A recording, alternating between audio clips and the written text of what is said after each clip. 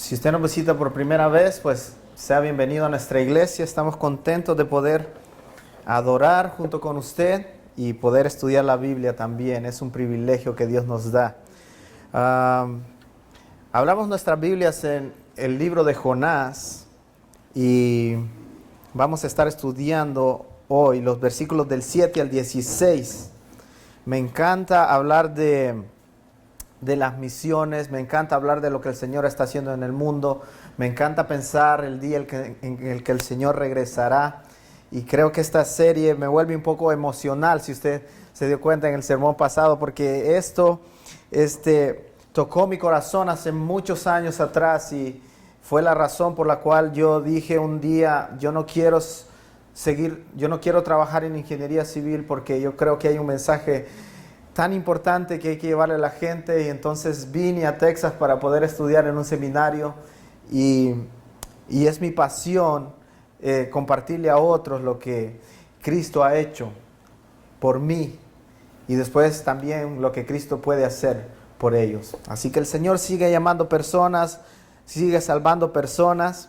El Señor, vamos a aprender hoy que el Señor no nos necesita a nosotros, pero el Señor le ha placido que nosotros seamos los embajadores de Él en este mundo.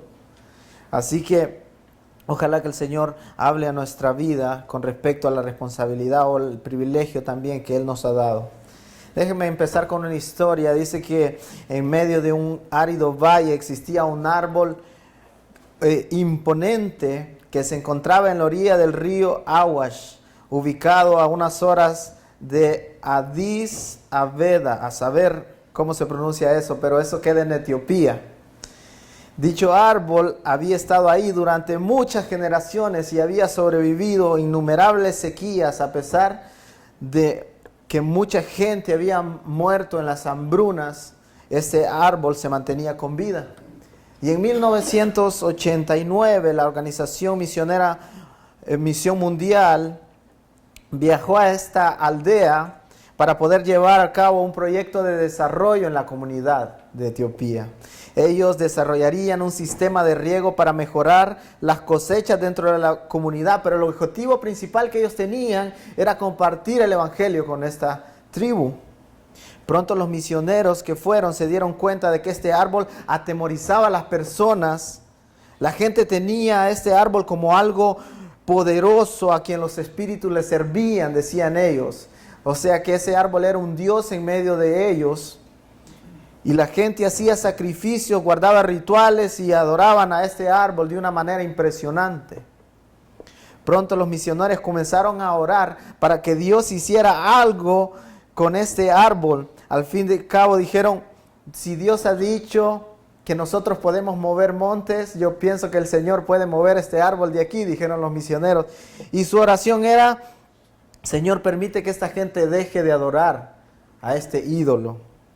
Y los aldeanos se dieron cuenta de que los obreros estaban orando por la destrucción de este árbol, y 6 meses después, este imponente árbol comenzó a secarse. Tal como podemos ver ahorita los árboles allá afuera, sus hojas comenzaron a caer, y luego se vio así un árbol sin hojas, seco, sin gracia. Y pronto su tronco cedió hasta dejarlo tirado en el suelo. Y ellos le llamaron la caída de Goliat, los misioneros. Ahora cientos de personas vinieron al conocimiento de Cristo Jesús porque pudieron ver de que no era el árbol quien tenía el poder, sino era que Dios sostenía su creación. La gente de ese pueblo necesitaba darse cuenta que sus ídolos y sus propios esfuerzos para la salvación no eran los que los podían llevar al cielo, sino que solamente Cristo Jesús. La gente de ese pueblo necesitaba saber de que ellos necesitaban encontrar el camino hacia el Padre. En el jardín del Edén nosotros nos extraviamos y nuestra relación con el Padre se arruinó por causa de nuestro pecado. A partir de ese momento la humanidad ha querido vivir lejos de Dios. Y ahora lo que está pasando en nuestro tiempo y que ha pasado a través de todos los tiempos es que la gente necesita encontrar el camino que puede llevarlos hacia el Padre.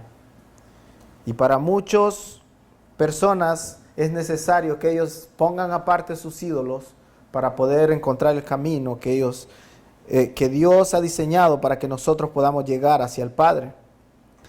Cuando nosotros vemos la vida de Jonás, vimos la vez pasada para hacer un repaso, Dios lo llama a Jonás para que vaya a una ciudad que se llamaba Nínive. Él decide ir en la dirección opuesta, paga su propio pasaje para ir allá, se dirige hacia Tarsis y luego en el bote que él había tomado viene una tempestad que Dios mismo envió y los marineros que están ahí en el barco comienzan a clamar cada uno a sus propios ídolos.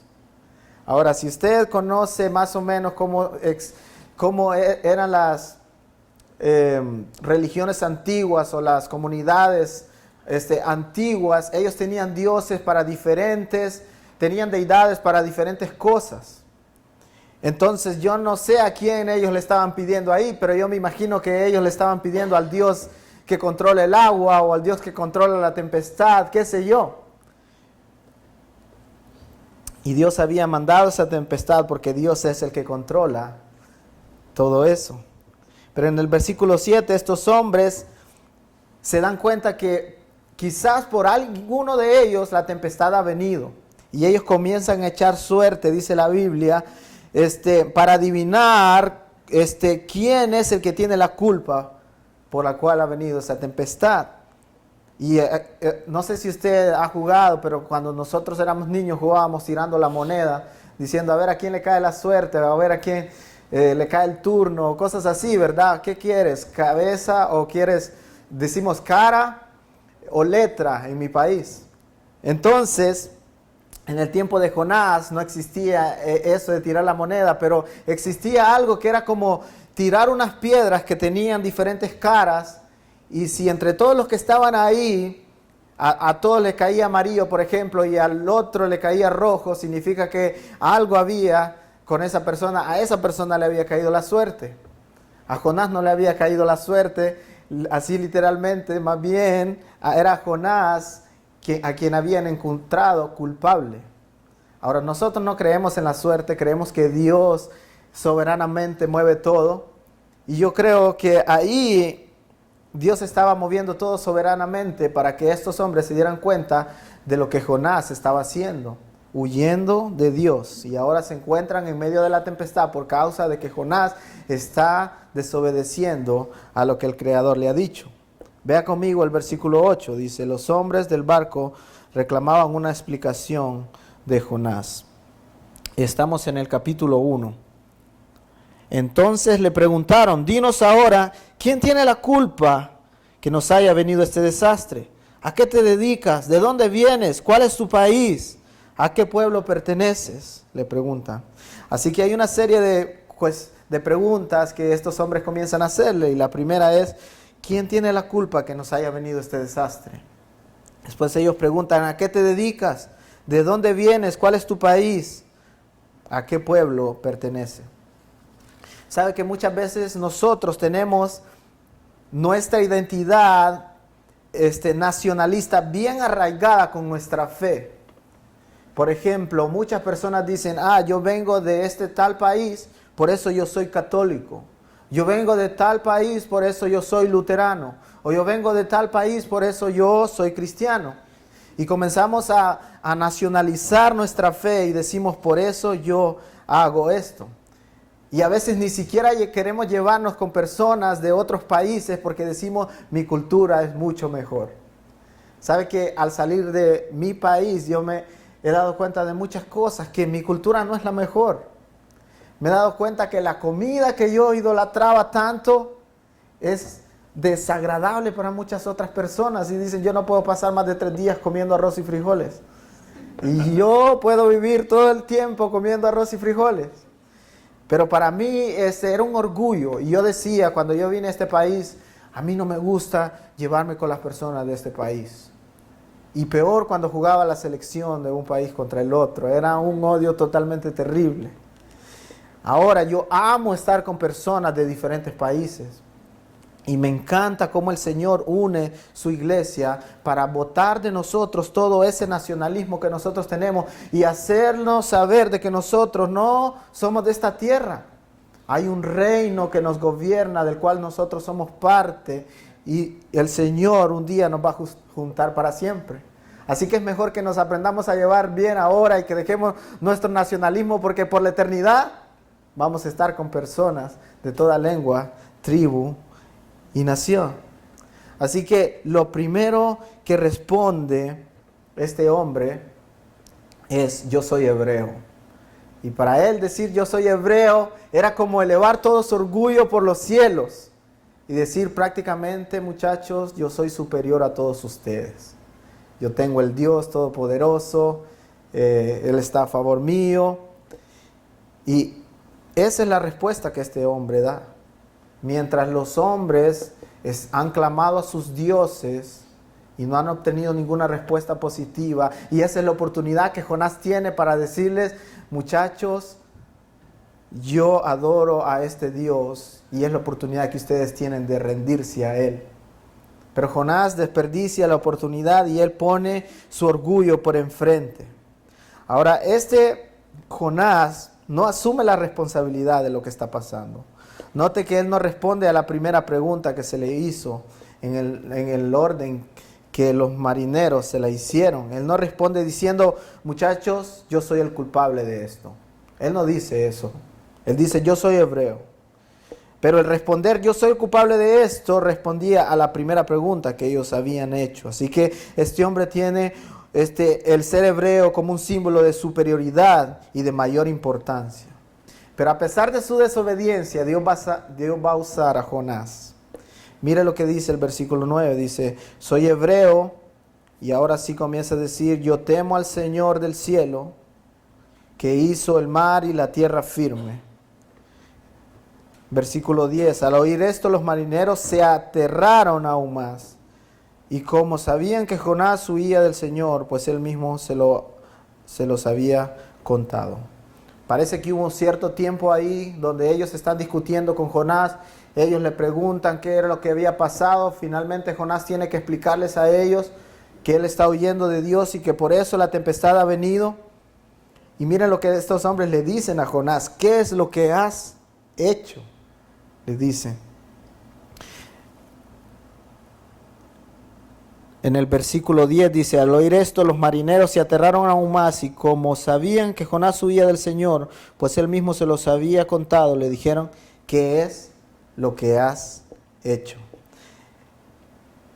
Varias cosas interesantes están pasando aquí, porque mientras en esta tempestad que está ahí en el mar, todos se preocupan por ayudar los unos a los otros, Jonás está dormido, tranquilo, en la popa del barco.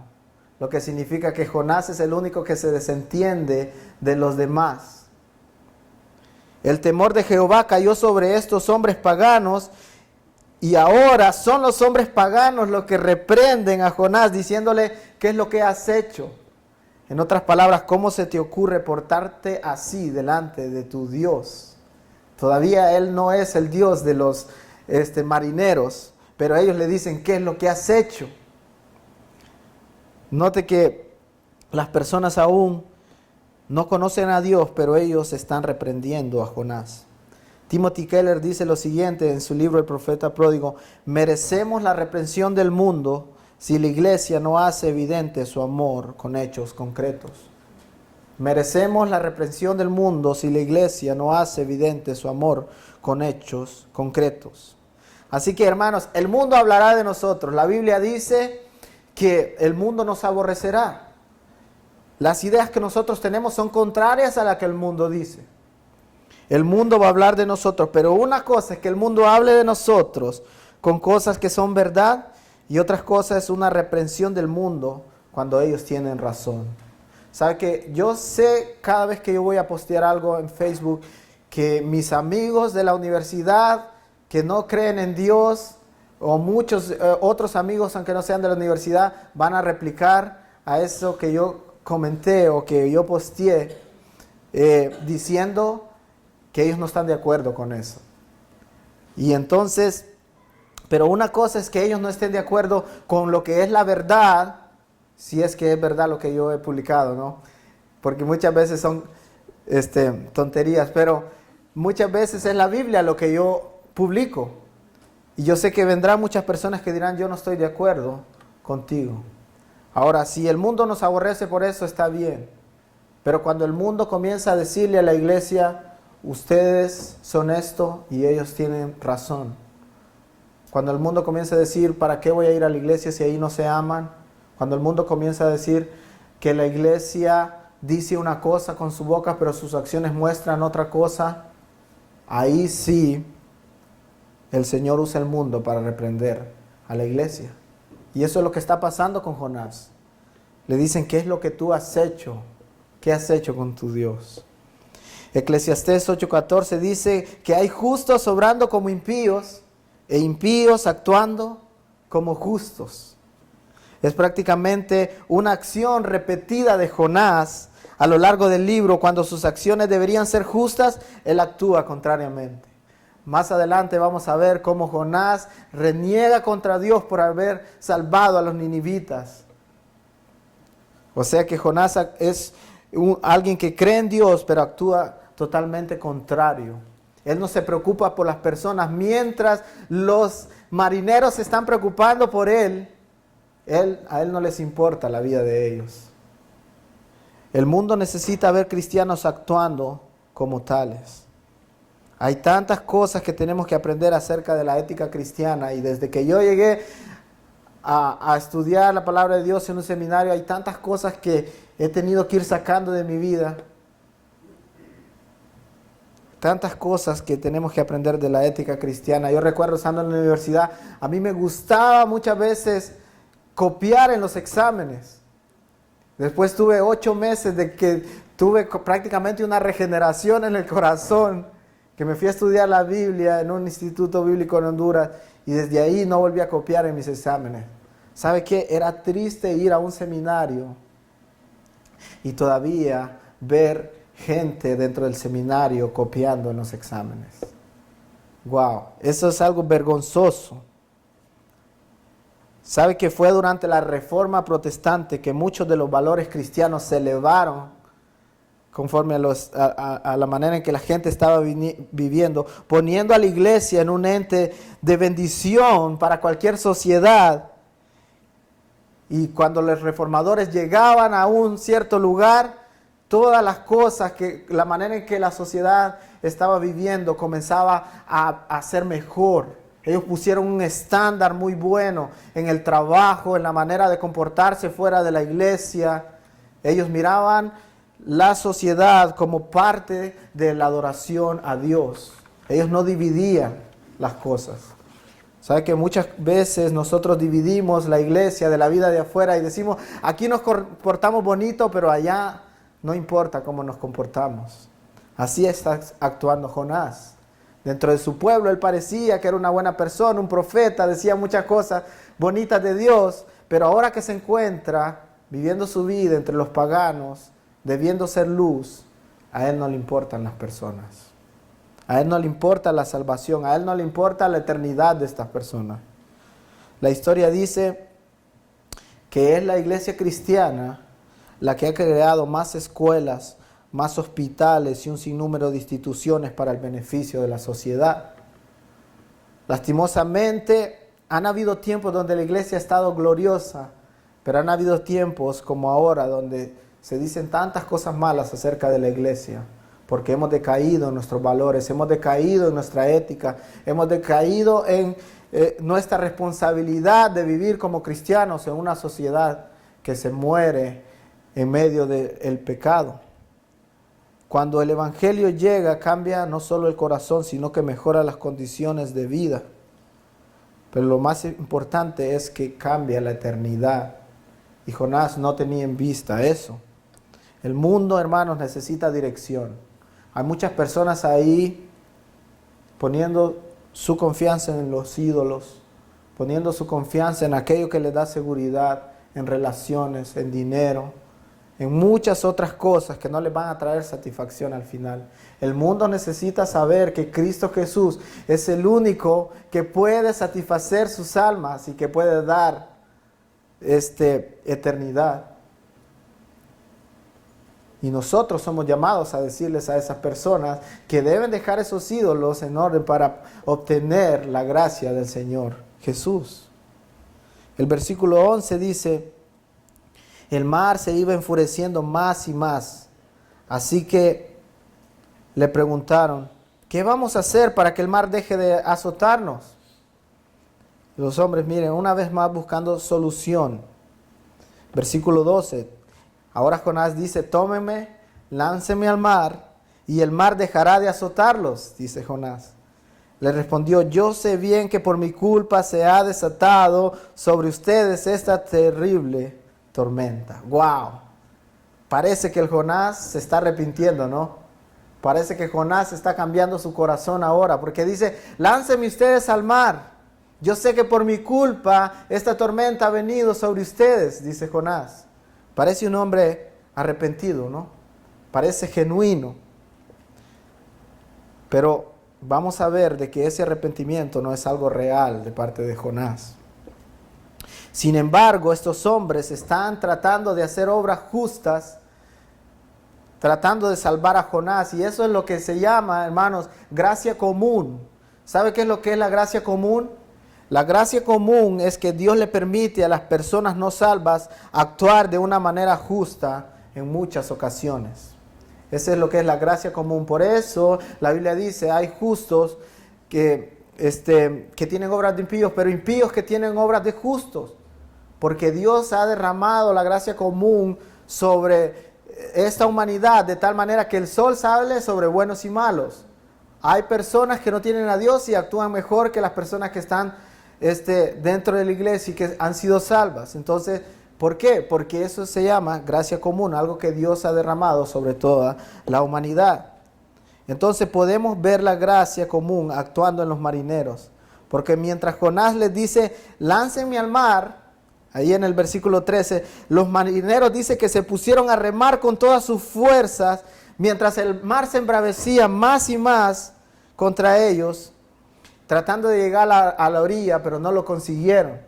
Entonces Jonás dice: lánceme al mar, pero vienen los marineros y dicen: tratemos de llegar a la orilla, salvémonos todos. Y Jonás, ya vamos a ver que dentro de su corazón a él no le importan las demás personas, pero a estas personas incrédulos sí les importa la vida de Jonás.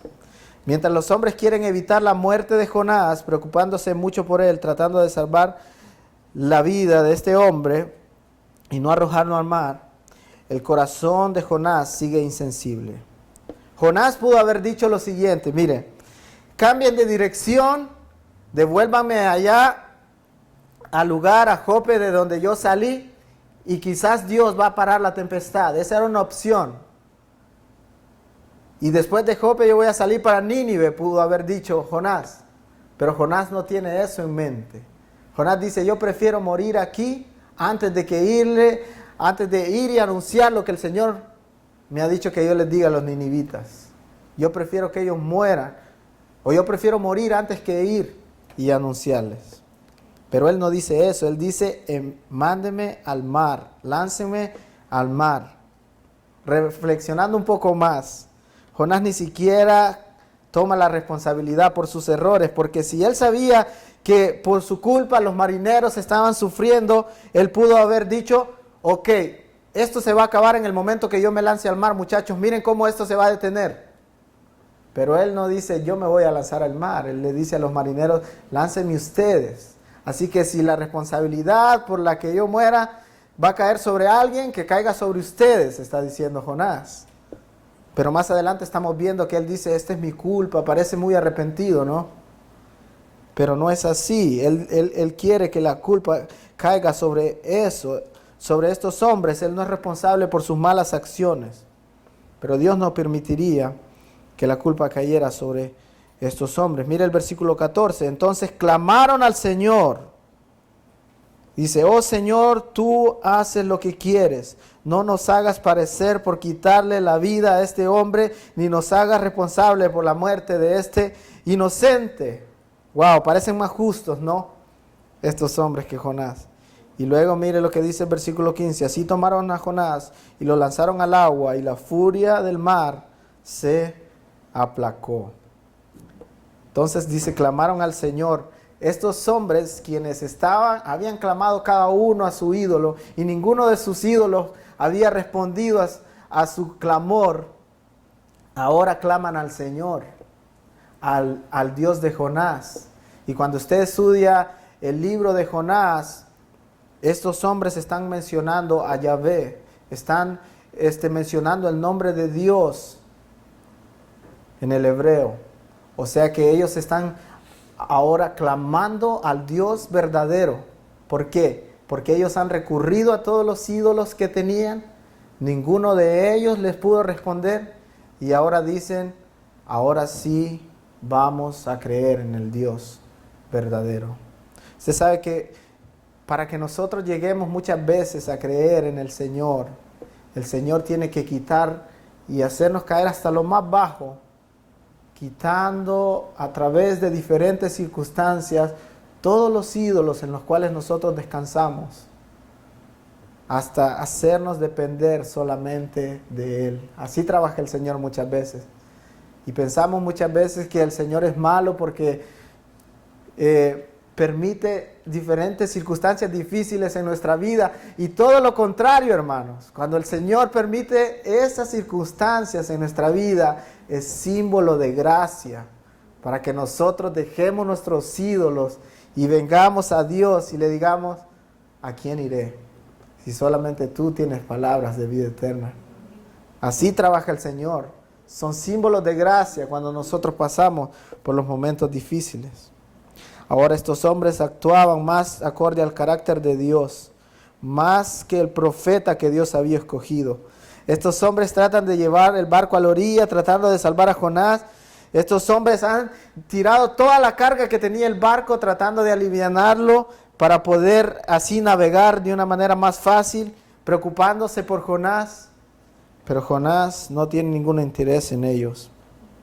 ¿Sabe que en muchos sentidos, dice Eric Redmond, en muchos sentidos Jonás se parece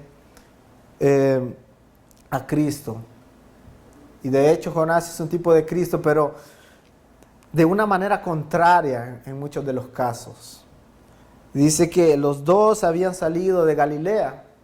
Cristo había salido de Galilea en el momento en que Él se dirigió, Cristo había nacido ahí en Galilea. Jonás experimentó dificultad para ir a predicar. Jesús experimentó dificultad en el monte de Getsemaní. ¿Recuerdan cuando Jesús está pasando ese momento difícil y Él dice, si es posible, Padre, pasa de mí esta copa? Los dos han experimentado dificultad. Los dos predicarían un mensaje de juicio y de arrepentimiento para los pecadores y para los marginados. Los dos sirvieron para remover las consecuencias del pecado por otras personas. Pero en este punto yo quiero hacer énfasis en algo. Los marineros tiraron a Jonás, lo que quiere decir que no fue voluntariamente que Jonás se arrojó al agua para que la tempestad pudiera aplacarse. Contrariamente, Jesús removió las consecuencias de los pecados de muchos, entregando su vida de manera voluntaria. Nadie tuvo que venir y hablar con Él. Nadie tuvo que forzar a Jesucristo. Jesucristo dice, yo mismo pongo mi vida y lo hago por ustedes. Jesucristo es un profeta mayor que Jonás, un profeta perfecto. Mire lo que dice Filipenses 2:8, y estando en condición de hombre, se humilló a sí mismo, haciéndose obediente hasta la muerte y muerte de cruz. El mundo necesitaba un mediador. El mundo necesitaba a alguien que aplacara la ira de Dios. Primera de Timoteo 2:5 habla de ese mediador. Dice, porque hay un solo Dios, un solo mediador entre Dios y los hombres, Jesucristo, hombre. Tenemos un mediador que está a nuestro favor, hermanos. Gloria a Dios por lo que Cristo ha hecho. Gloria a Dios porque de manera voluntaria Él decidió perdonarnos. Y aun cuando nosotros estábamos muertos en nuestros delitos y pecados, Él decidió morir por nosotros. La historia de Jonás nos muestra que Dios salvará a quien Él ha decidido salvar. A pesar de nuestra desobediencia o indiferencia a un mundo perdido, el Señor va a salvar personas. Una vez que lanzaron, hermanos, a Jonás al agua, la furia del mar se aplacó. Un gran temor se apoderó de los marineros. Mire lo que dice el versículo 16. Al ver esto, se apoderó de ellos un profundo temor al Señor, a quien le ofrecieron sacrificio e hicieron votos. ¿No es glorioso esto? A pesar de la desobediencia de Jonás, a pesar de que Jonás fue enviado a una nación que no era su nación, a personas de diferente cultura, y él rehúsa ir allá, ahora Dios lo ha puesto en un barco donde todas esas personas son paganos, no siguen a Dios, y el Señor ha decidido salvarlos a todos los que estaban en el barco. Dice que ahora ellos ofrecen sacrificio e hicieron votos al Señor.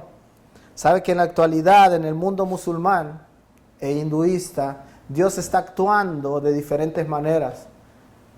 Por ejemplo, hay países donde hay personas que se las han ingeniado para mandar señales de radio a esos países, y cuando alguien sintoniza la radio y escucha el mensaje del Evangelio, ellos se están convirtiendo al Señor a través de la radio. Hay diferentes lugares donde el Señor está revelándose a través de sueños a personas.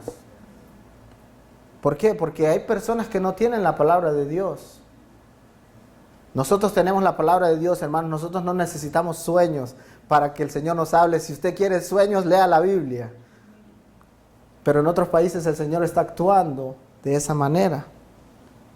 Dice que un hombre ahí en un país donde se prohíbe el estudio de las Escrituras, así de una manera milagrosa encontró una Biblia en un lugar, la llevó a su casa y así escondida de su familia comenzó a leerla.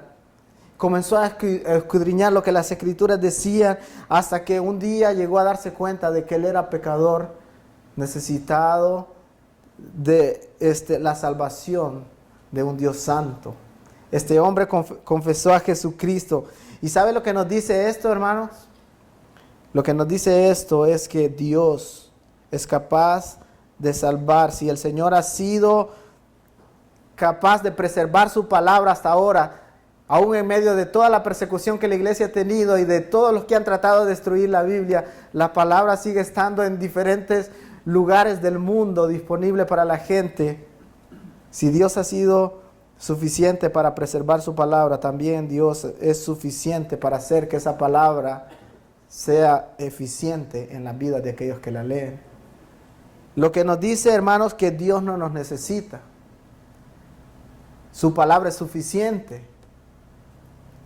Pero a Dios le ha placido usarnos a nosotros. A Dios le ha placido que nosotros seamos los heraldos que van y le dicen a la gente que hay salvación. Mire lo que dice 2 Corintios 5:20. Por tanto, somos embajadores de Cristo, como si Dios rogara por medio de nosotros. En nombre de Cristo os rogamos, reconciliaos con Dios. El Señor dice como si nosotros fuéramos embajadores. Aquí nosotros representamos el reino de Dios y le anunciamos a la gente, hay algo mejor que este mundo. Vive para Dios, deja esas cosas que no te traen satisfacción. Nosotros somos los que debemos anunciar a este mundo. Dios no nos necesita, pero a Él le ha placido usarnos a nosotros. Así que tú y yo somos representantes de este reino y Dios está salvando gente. Dice, pero mira lo que dice Charles Spurgeon, dice, si los pecadores serán condenados, al menos que salten al infierno sobre nuestros cuerpos. Y si ellos perecerán, que perezcan con nuestros brazos sobre sus rodillas, implorándoles que se queden. Si el infierno debe ser llenado, al menos que sea llenado a pesar de nuestros esfuerzos. Y que nadie vaya ahí sin haber sido alertado. Y que no vaya ahí sin que alguien haya orado por él. Así que, hermanos, tenemos una gran responsabilidad. El Señor no nos dijo, si quieren vayan y prediquen. Él dijo, salgan a predicar. Ese es el método que yo he escogido, dijo el Señor. Así que no nos callemos, hermanos, no sigamos como Jonás teniendo tantas personas que adoran a ídolos diferentes. Y sabe que muchas veces las personas simplemente son ignorantes de que hay un Dios. Ellos necesitan saber lo que nosotros ya sabemos. A través de esta serie yo he estado meditando mucho y preguntándome, ¿por qué yo? ¿Por qué yo nací en América, donde el Evangelio está por todos lados? Yo pude haber nacido allá en un lugar no alcanzado y no tener el Evangelio, mas a Dios le plació que yo naciera aquí y que respondiera al Evangelio.